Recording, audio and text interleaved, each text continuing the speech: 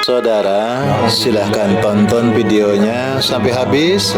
Jangan lupa like, subscribe, comment, and share. Itu tidak akan merugikan Anda dan justru akan menambah pahala dan kebaikan bagi Anda. Semangat berbagi. Na'udzu billahi min syururi anfusina wa min sayyiati a'malina.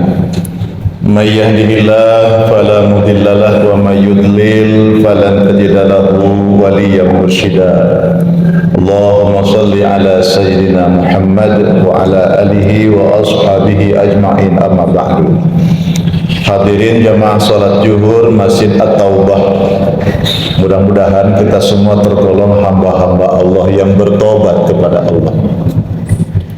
Taubat itu bahasa Arab tabayatubu taubatan, orang yang kembali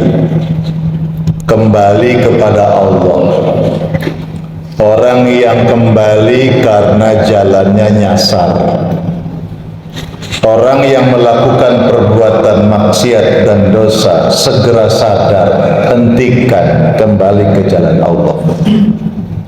Ramadan ini termasuk bulan taubat, bulannya orang-orang yang sadar akan jalan kembalinya. Oleh karena itu Rasulullah di dalam suatu sabdanya yang sahih, qad ja'akum Ramadan syahrun mubarakun azim. Sungguh telah datang kepada kalian, didatangkan oleh Allah berupa Ramadan, bulan yang di dalamnya ada keberkahan yang sangat besar. Hadirin yang dimuliakan oleh Allah. Lalu Nabi mengatakan futihat abwabul jannah. Bulan Ramadan yang penuh berkah itu di dalamnya dibukakan pintu-pintu surga. Artinya banyak kebaikan yang dilakukan oleh kaum muslimin yang sangat berbeda dengan saat-saat sebelum Ramadan itu datang. Para jamaah, kita tengok di mana-mana di masjid-masjid lebih ramai dengan ibadah, dengan bacaan Al-Quran, dengan sholat. Orang berkompetisi di dalam memberikan infak dan sedekah. Itulah futihat abwabul jannah, dibuka pintu-pintu kebaikan, pintu surga. Wa ghulliqat abwabun nar, ditutup pintu neraka. Artinya mereka diberikan kesadaran. Jangan sampai Ramadan yang mulia ini tidak diambil kesempatan yang baik, tetapi berada di jalan nista dosa, di jalan yang menyimpang dari Allah. Maka bertobat, maka kembali ke jalan Allah, maka meninggalkan keburukan-keburukan. Wa ghulliqat abwabun nar wa syufidati syayatin. Setan-setan dibelenggu, dirantai oleh Allah di bulan Ramadan. Tidak dimaknai bahwa sama sekali tidak ada godaan. Tetap godaan itu ada, tapi orang yang sungguh-sungguh berada di bulan Ramadan dengan ibadah akan didorong, ditolong oleh Allah Subhanahu wa taala. Godaan hawa nafsunya yang ada pada dirinya akan dikendalikan oleh Allah Subhanahu wa taala. Ibadah memiliki makna yang dalam bagi orang-orang yang sungguh-sungguh datang kepada Allah Subhanahu wa taala. Keistimewaan Ramadan sangat luar biasa. Dalam sebuah riwayat dikatakan ada dua orang, dia datang kepada Nabi untuk menyatakan masuk Islam, menjadi seorang mu'allaf. Lalu pada tahun itu dia mengikuti sebuah peperangan, perang Badar atau perang Uhud. Maka di perang itu seorang orang yang masuk Islam tadi, seorang mu'alaf tersebut, dia ingin menyempurnakan keislamannya dengan membela Rasulullah.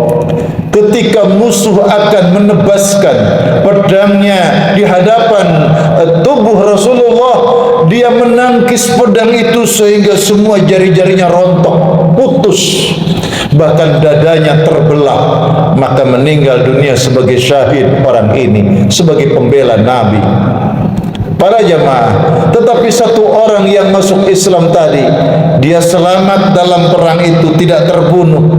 Dia masih diberikan hidup oleh Allah sampai setahun kemudian, selisih 1 tahun. Suatu saat ada seorang sahabat yang bermimpi. Di dalam mimpinya itu dia berkata, di dalam mimpinya itu dia mendapatkan berada di pintu surga. Maka keluarlah malaikat dari dalam surga itu memanggil orang-orang yang berhak untuk mendapatkan surga. Tetapi muncul keheranan bagi orang yang bermimpi ini. Katanya seorang syahid, orang yang terbunuh di medan tempur, akan dimasukkan surga Allah tanpa hisab. Tetapi dia tak kunjung dipanggilnya pula. Tapi yang dipanggil justru orang yang setahun kemudian baru meninggal dunia, menyusul temannya yang syahid tadi. Dia yang lebih dulu masuk surga, baru kemudian sahabatnya yang mati syahid itu dipanggil untuk masuk surga. Lalu kemudian malaikat berkata kepada orang yang bermimpi itu, yang berada di pintu surga tersebut, balik kamu ke dunia, ini belum waktumu masuk surga. Maka terbangunlah dari tidurnya. Saudara hadirin yang dimuliakan Allah, maka ada ru'yatus salihah, mimpi yang benar, mimpi sebagai petunjuk dari Allah. Kalau tidak, dia dikatakan sebagai wahyu, tapi tidak boleh dipercaya 100%. Jadi petunjuk itu selain Al-Quran, selain sunnah Nabi, ada yang namanya ru'yatus salihah, mimpinya orang-orang soleh. Mimpi yang benar ada tanda. Apa itu?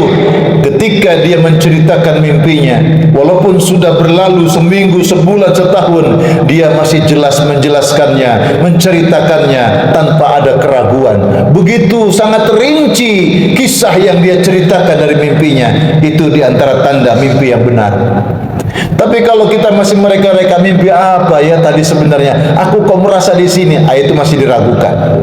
Para jamaah yang dimuliakan oleh Allah, maka bulan Ramadan ini istimewa bagi orang yang melakukan amal di bulan Ramadan ini istimewa. Bahkan kebaikan amaliyah di bulan Ramadan ini sanggup mengalahkan orang yang mati syahid. Sebagaimana dalam mimpinya sahabat tadi yang kita ceritakan. Oleh karena itu sebagai umat Rasulullah, kita meniru bagaimana Rasulullah ketika berada di bulan Ramadan. Itu yang kemudian ada tema ceramah Ramadan bersama Rasulullah sallallahu alaihi wasallam. Itu maknanya bagaimana Nabi di bulan Ramadan, apa yang Nabi lakukan di bulan Ramadan, bagaimana kondisi Rasulullah selama Ramadan. Yang pertama, di bulan Ramadan tentu Nabi menunaikan puasa Ramadan. Para jamaah, maka siapapun yang ingin menjiplak, ingin diakui sebagai umat Nabi Muhammad, siapapun yang ingin mendapatkan syafaat Rasulullah, maka pertama kali kita lakukan berpuasa di bulan Ramadan karena Allah Subhanahu wa taala. Namun yang terjadi, banyak orang Islam yang tanpa uzur, yang tanpa alasan yang dibenarkan, mereka sengaja tidak puasa di bulan Ramadan. Itu sungguh sangat memilukan dan memalukan. Baginya bagaimana dikatakan saya umat Muhammad, tapi dia tidak mengikuti, tidak meniru kekasihnya Muhammad sallallahu alaihi wasallam.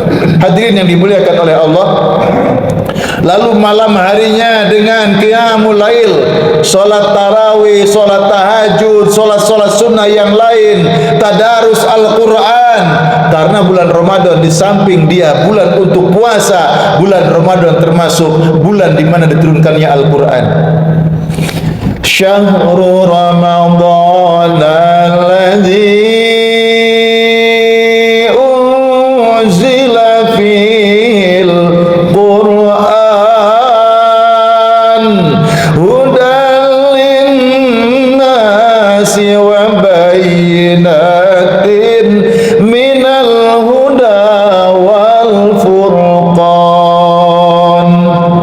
Bulan Ramadan, bulan diturunkannya Al-Quran. Rasulullah selama di bulan Ramadan setiap malam dibacakan Al-Quran oleh malaikat Jibril alaihissalam. Bagi saudara-saudara yang belum lancar membaca Al-Quran, teruslah belajar membaca Al-Quran. Pak Ustadz, saya belum lancar baca Al-Quran.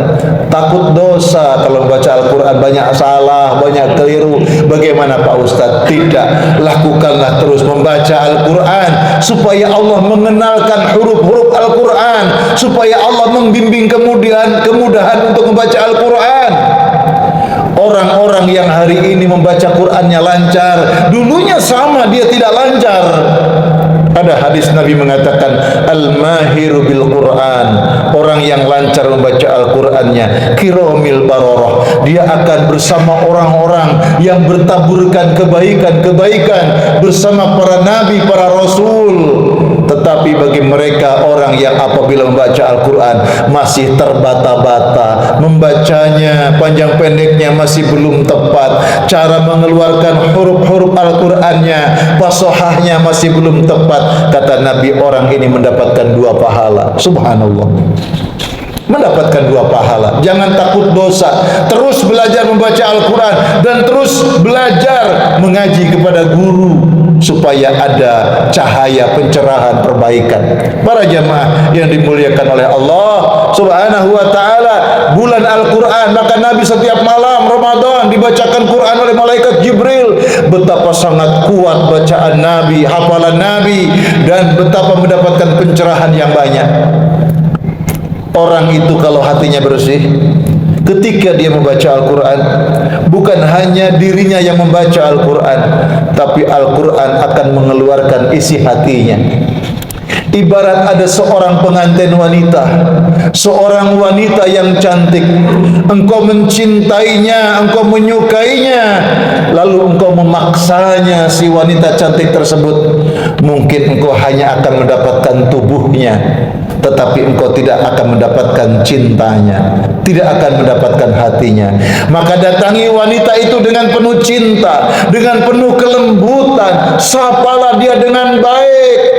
Insya Allah dia akan menerima cintamu dengan sepenuh hatinya, sepenuh jiwa raganya. Bacalah Al-Quran itu karena Allah Subhanahu wa ta'ala.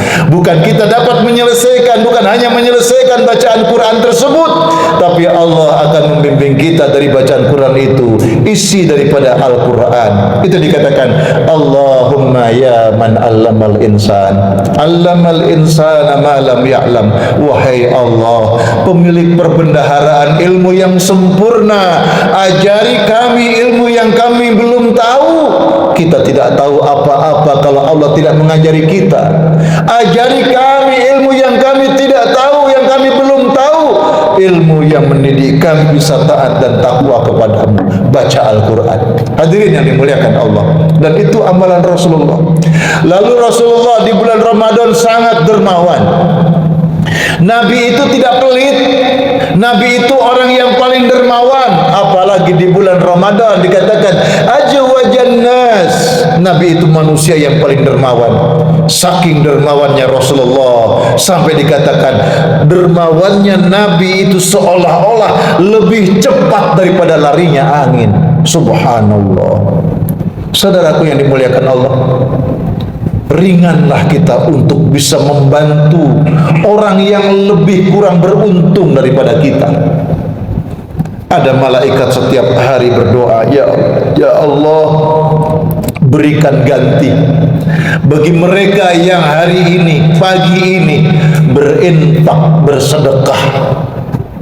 Lalu ada satu malaikat berdoa, ya Allah, hancurkan hartanya orang yang pelit, yang hari ini tidak berinfak, tidak bersedekah. Masya Allah, bulan Ramadan bulan istimewa, rezeki kita ditabur oleh Allah. Apalagi bagi mereka yang rezekinya bisa diberikan untuk berbagi. Subhanallah. Baca Al-Quran, infak, sedekah, kemudian ringan membantu dengan sesama, berpuasa di bulan Ramadan, dan melakukan amal-amal soleh. Yang tidak kalah pentingnya adalah banyak-banyak berdoa. Berdoa. Salah satu di antara tanda doa mustajab